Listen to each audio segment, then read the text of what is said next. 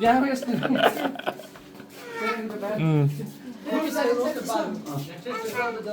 Hianin kan riana tur kan thleng to atu tang chuan kan chuak le loka inak tu kan program man na tur kan kal don ni hi boss Sonalji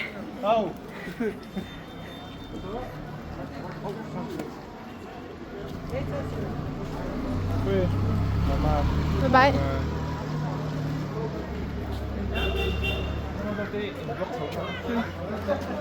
tu na hian ke in kan kal chuak ka nin zui chho dam dama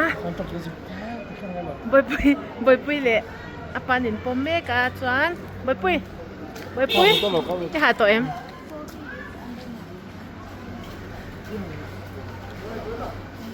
Darjeeling hi Shillong te po ang ente hle ni and they understand that if that is the case, then no point. Yes.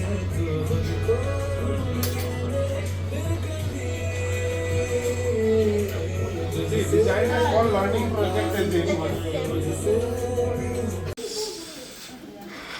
Zing som ni le pathum zing ania kan kal ta do na kan program kan man na tura kan thlen in atangin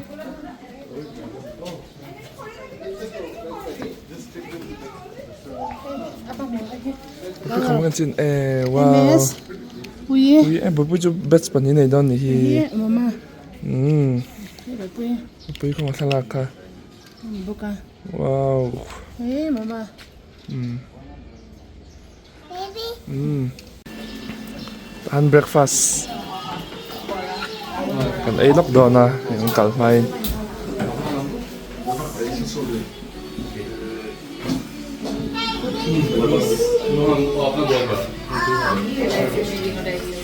This is what the weight. Hey, babu chak su sa la tu at tu ni ka This question I have been asking zing since very zing long. cho They are just telling me Yeah. comment 30, comment 45. kan ay le kun tu tu dar ni dar Give me khat the bol vel time, te no, no give me an agenda. I have asked them so many times.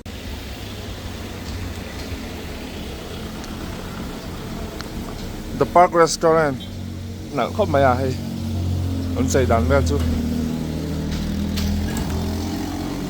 building design hin nal an nal thei pian mai cái boy nal leon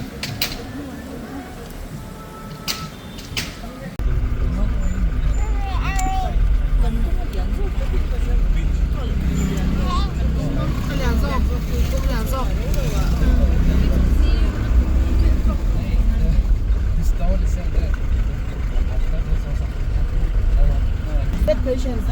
If you tell 2 sentences to her, then she will ask 200 questions. Not that one. It was mistaken. Who was it? So Sonal, you understood.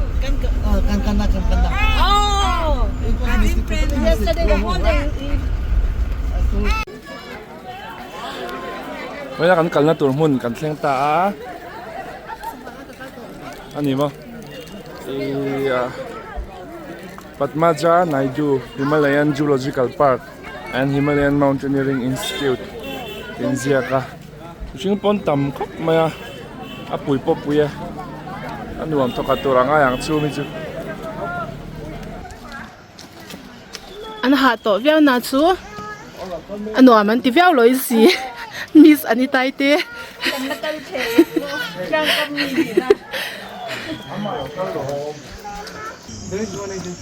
Kan program man na tour chu. Kila kini to kan thlang chep. To ni. kan program man tu kan thleng ta soft con. Welcome to India's largest community of youth change makers. Tini Dona na chunga hian stall te pawh kan nei ve dawn ni awm e Thalai ho North East Thalai ho no oma thil an product sang te pon da zirlai te pawh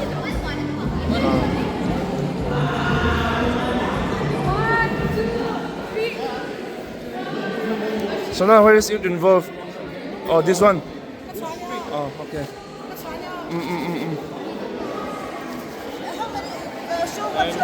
How much I'll give you.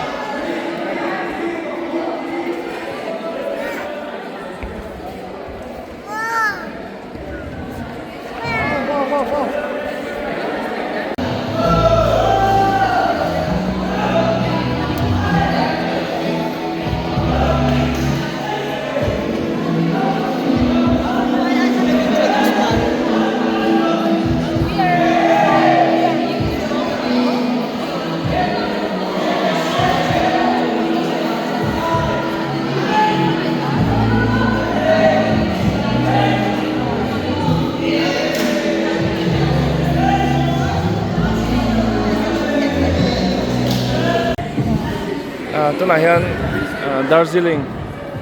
Muna kan oma, solve kon. Akan kala youth involved, social entrepreneurs te. Muna yan, kan kelvea. Hi kan tilang to ito ako nga Northeast State chang nga fellow omte talan na niya Tripura hiyan zamzaw le more than a shot initiative te hi kan omvea ti chuanin Meghalaya next space ti chuan Assama Patrick Foundation oma thoughts to action omboka Serendip Guardians hi Nagaland chuan Nagaland hian pahni oma athui lu tuka hai sentia Arju Suki Bachelor's Dormitory ti te chuan in lekha hi anitai aizol ania chuan flat full life access trust hi lunglei Mizoram Beki khani bokani chu hemi huna hian zange kal kan turahan sombor ve kan kala tahanin kan organization tele kan initiative sang te bidang ina an lo merchant na turata na kan da te ania ke pa khalak pali lek ka keng vea helai muna hian ti chonin t-shirt pani ka keng boka chanin hei anitai hianin alekha bu in lekhai nan publish te alo keng boka teng chan hei sang flat te activity te pon tilanga thoughts to action rahula te haute chuan kanin phau veni hei bidang pon tam khop mai notice organization sang te tin hei cutie inang lo tak te po ang kal khomani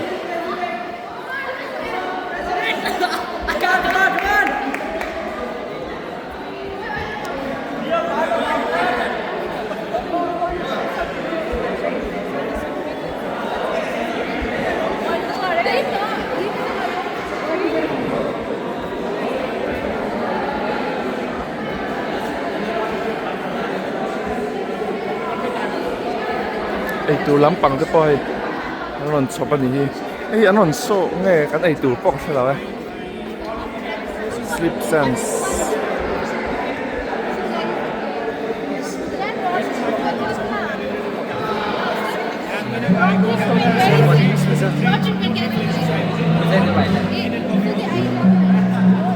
Project Glass Union dito Rural Rice dan ya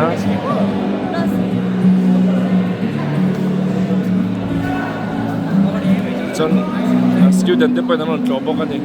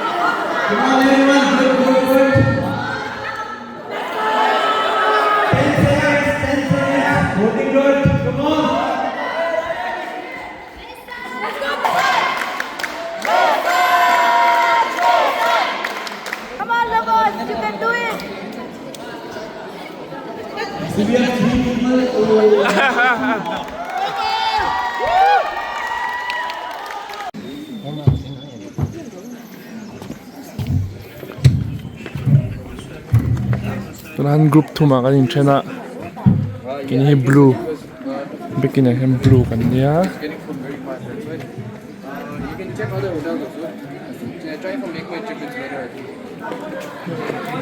Tlang lon zira na, di takaan mun Marvel po. Tlang lo nang reng kan ni mi, an ni mai kasi ay mun ni.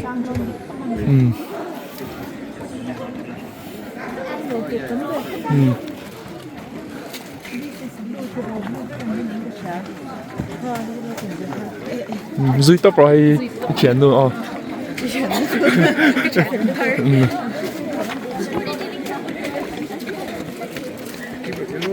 Bắt thiam về à kulai. Này ta kan chân dung ga view an siam nak tu. A picture aku. Bel comment an thiam.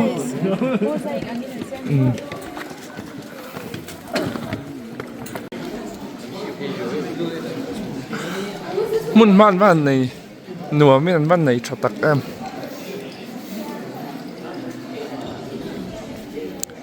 mà tôi bảo mun nôm mẹ tắc tắc là tắm mày Himalayan Mountaineering Institute the Enziaka may you climb from peak to peak kum sang zakko somga palia andin dei to khala ni hi tike pi bang mun unit nen andin ko mai nang chi oi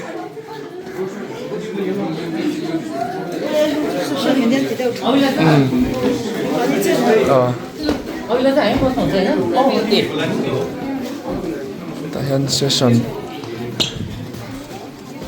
khát man tu cái này đâu na khơi làm mai kan chuta khana tu bang chui la poi chang hai na này so lại ap pia de tu so kan ba chu vai don mi sene ma en don ni ber mai na hai thiết tập tế này hiện nòm lại này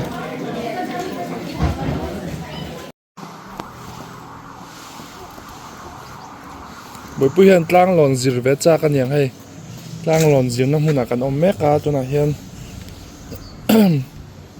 tlang bởi bây tlang lon zir ve cha kem o mo cho anh tiếng anh lon ve lang khát tiền thì khai tiếng mo han lon chin te lại khan han ban chin te han uai chin te tlang ani ta ni to na la uai chin don ani nhưng mà pui tlang lon zir na kal me ka han ban ro le ban phak em han ban chin te han khoi chin te come on 1 2 3 oh tlang lon oh nia ma te lu ngai thina tlang kan lon chuan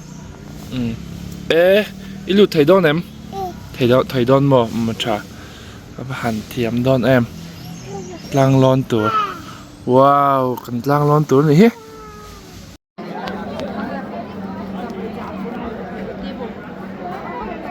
তুমি যদি কোনো দোকানে আমাকে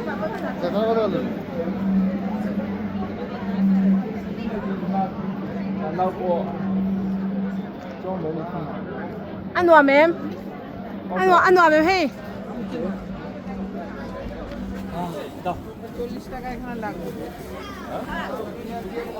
মাম্পুই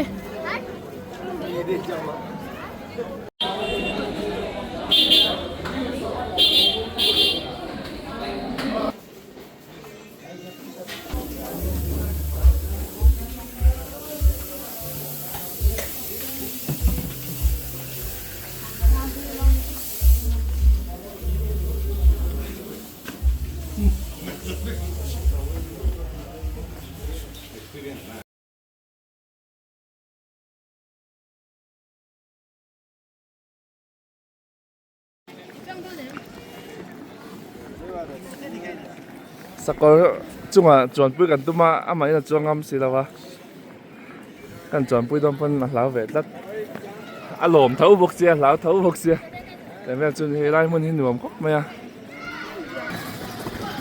ที่เขาจู martial arts ลำปังอันนี้อ่ะมาปุ้ยแล้วก็เลยแล้วก็มาปุ้ยบายบายตี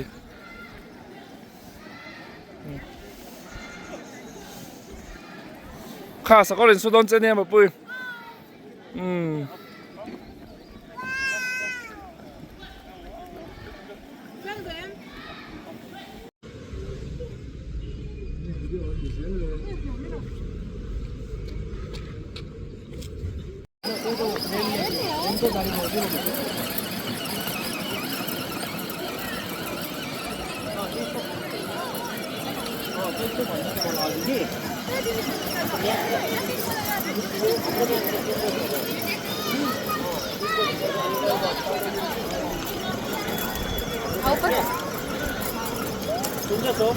บายบาย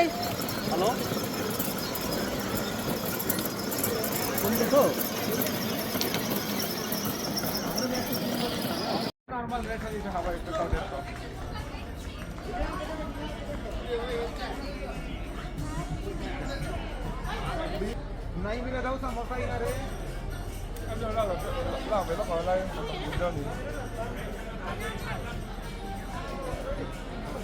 Hop Greeneries 85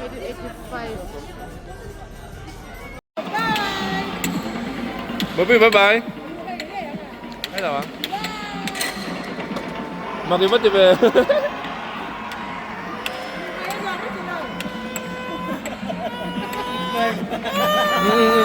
ทำหรอ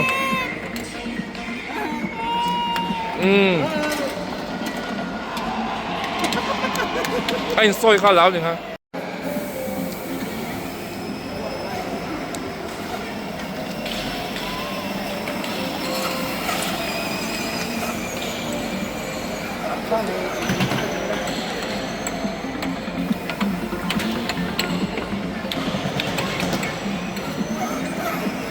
你那开皮啊妹妹，你问皮啊妹妹。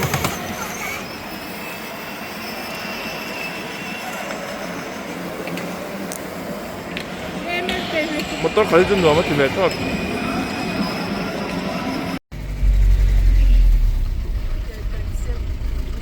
Menuju sightseeing Lampang. Anai turin kanin buat saya hai sing dar lihat lo dar kuat di ni. Suaka John bây giờ muốn lọt thèn á, thì cần lọt vẹn á, rồi trang nghe nó là ní hẳn sao vẫn làm ha mù ổn nữa rồi á, thì dân chủ mồm bốc ra đường lên, view bao hi thấy tục truyền là va.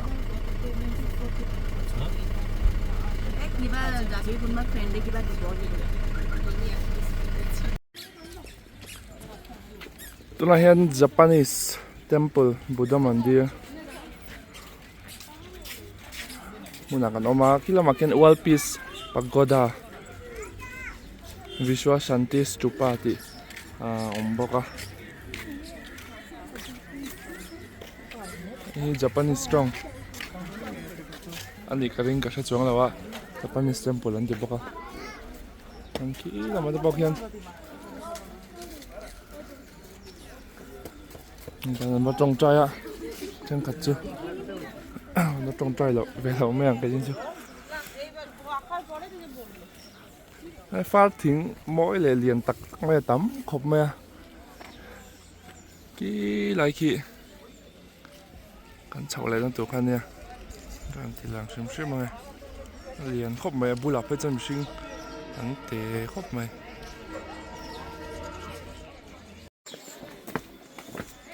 Stepan lon chầu veng á.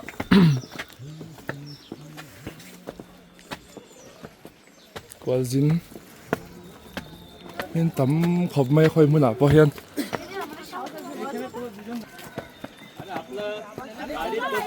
Chúng tôi cần xem chứ.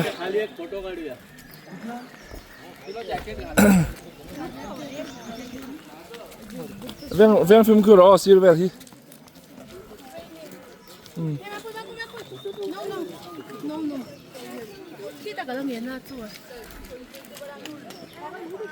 Rót là phép phép bắt tu này qua chút trà xe cái trang hiền nên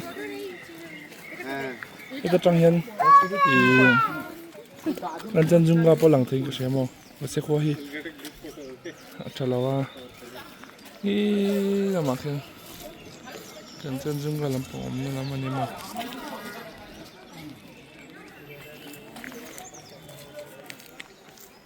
tiếng cú mà khi này mịt là tu chú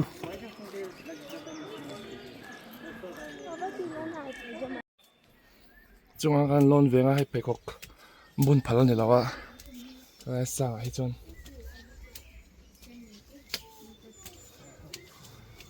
hey nó là nó sẽ tạo mày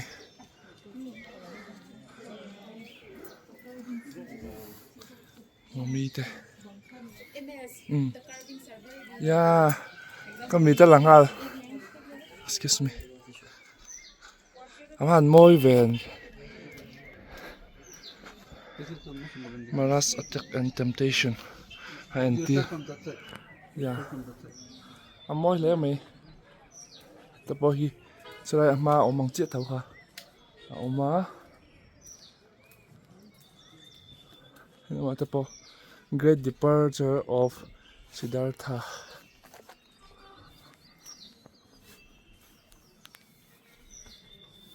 Maya's Dream anh tia này dễ nè mình này dễ là anh mình cả số về xí đâu anh thấy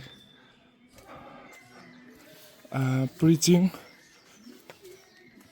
Sadaram Panjarika Sutra Tini lai mi tu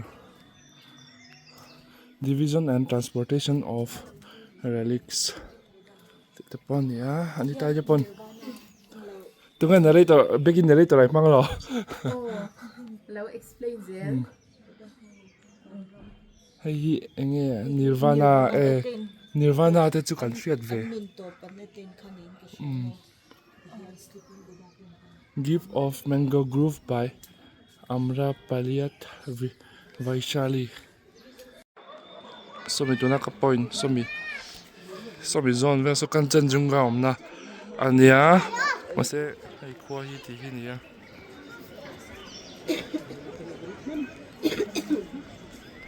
lang the me ola ni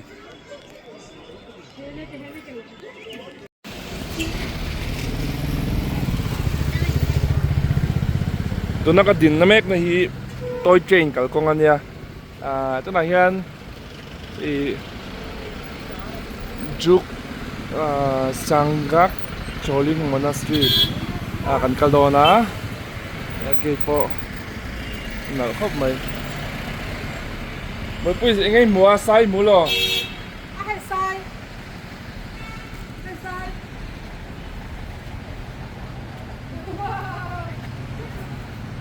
nên main temple cái tia nó bằng như qua dinh hậu cල් phal lậu nó nuông mà này anh nuông đâu về chúng tôi chú anh nuông về lại chú lắc thầu ông em mình còn một xe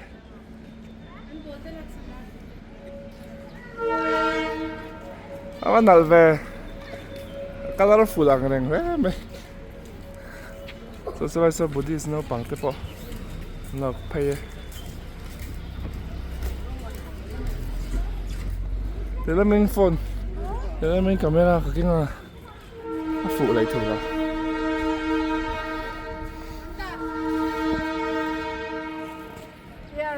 your grandfather.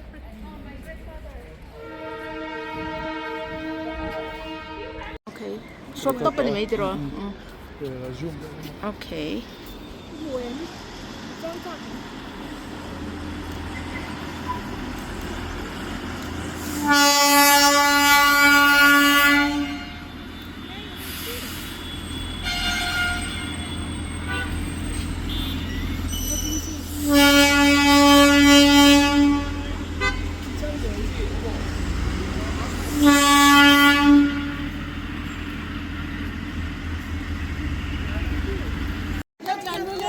anh mua em lắm cổ nghe bố tôi sẽ lâu cái chứ Nepali mà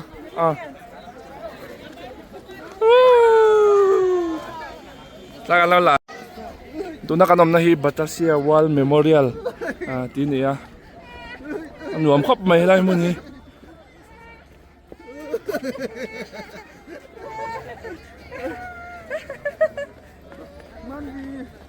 hian thil zawr te pawh awm a hnam thuam a in thuam na hawh theng chi te pawh kha a awm ani chu tiang chuan लाजू बेटा इधर जाओ इधर lakpui tur tam ani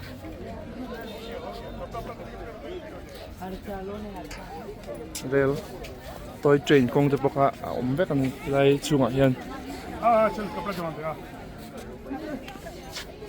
kan om rei vak lo helai mun ai chuan kan om rei vak man lova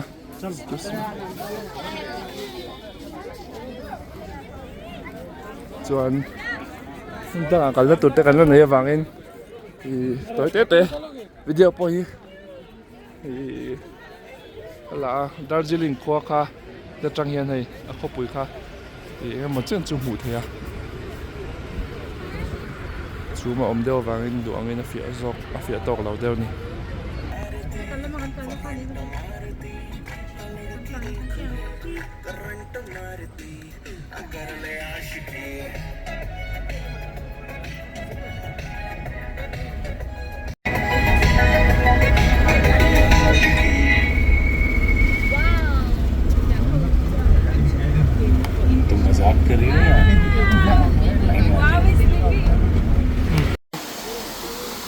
han rock garden a kan oma cho kan aya lai mun a hian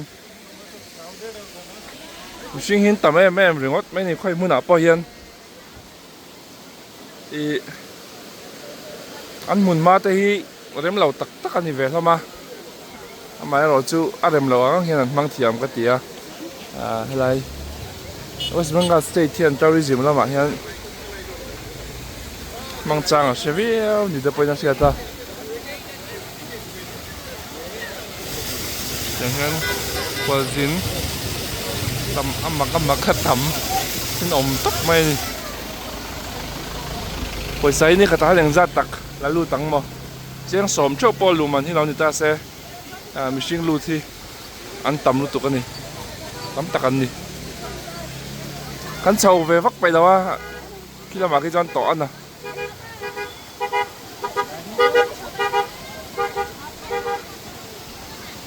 Darjeeling at ang kan sukla vang kong kual tak taka kan sukla di chuan helai mun hi kan thleng ta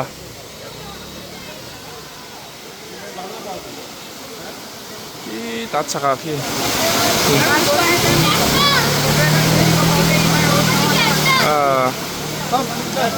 hai om tan chuan thil mak le thil thar kha ni vek mai tiang tui luang te chu i tlangram mi tan hi chuan thil thar lutuk anh em son lova kan lo kal chin fo da te pon ni tong chu yang chu ni a nom chu nuam viau thawe ai mun po hi sing pon tama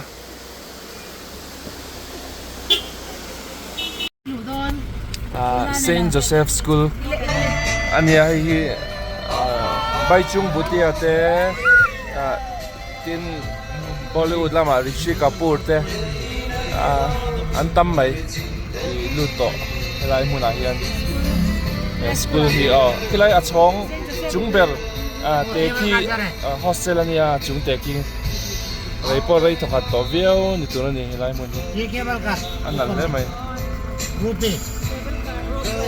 hilai ki ropeway din na mun ania chunga hian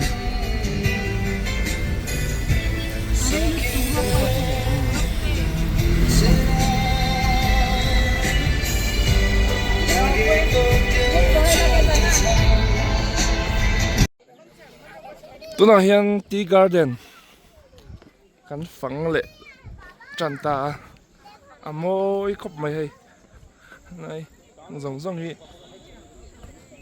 thing pui fe huan vek khan ya Darjeeling chu thing pui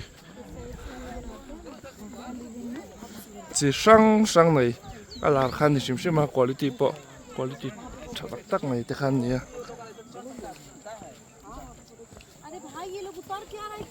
कहाँ उतर के आ रहा है सब लोग? क्या नीचे ऊपर से रास्ता जाने का रास्ता है इधर से देखिए हाँ रोड पे रास्ता नहीं है यहाँ से नहीं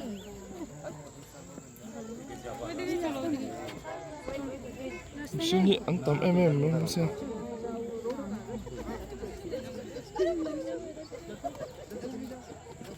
Ang pangti bơi bơi Kal thèm không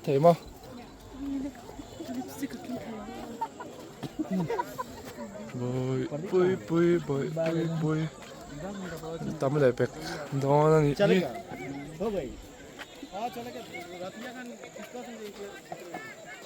tiếng bơi phải hoàn hẳn dậu mấy gì chú bon khóc mày quay apo dewa chú vangin duangin ang lang fresh lah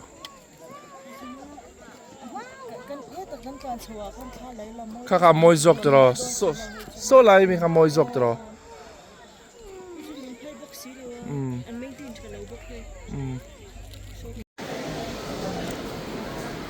Oi hi me ni somni le pasari ni somni pasari da ni ta a ai kan hole to dona kan Guwahati airport kan ommeka kan chu hu ni dar khat le min som thum le panga ni a pon lama son helmet son na kan ti lang so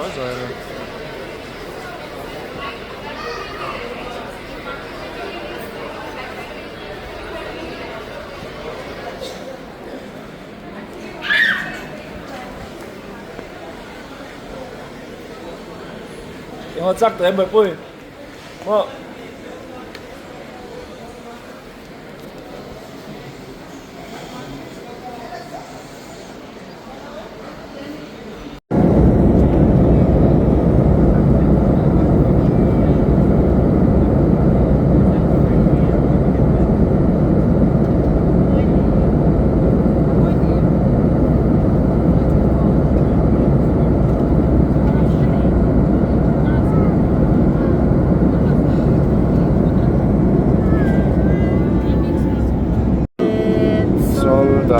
knees and toes, knees and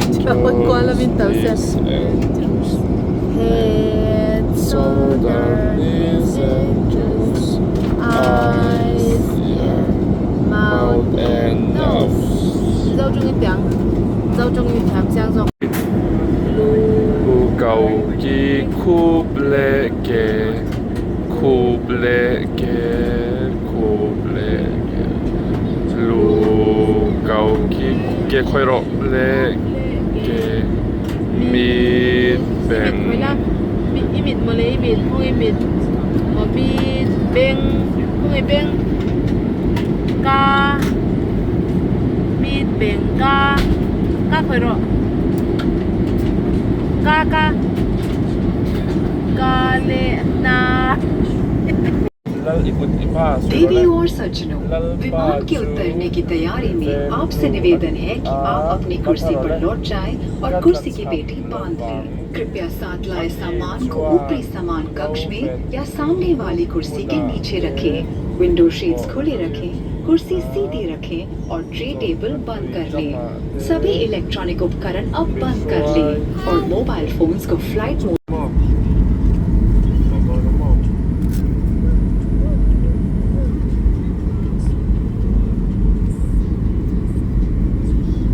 hai từ rồi đấy, mới bơi hai từ rồi đấy, bên ngoài bơi.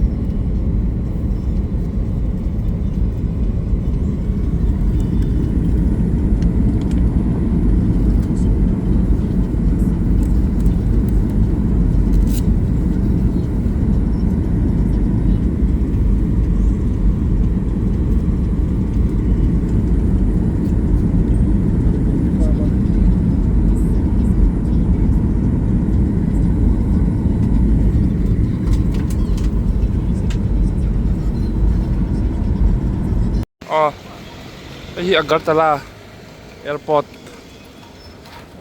Ania tu nahian Guwahati atangin kan tumcia da tum apa ni? Ni sakop maya para cu. Jadi tu cara lum lawin kesia. Kesia biar we. Agartala Airport hi building hi anak biar kesia. Dan polian. Sakop mai.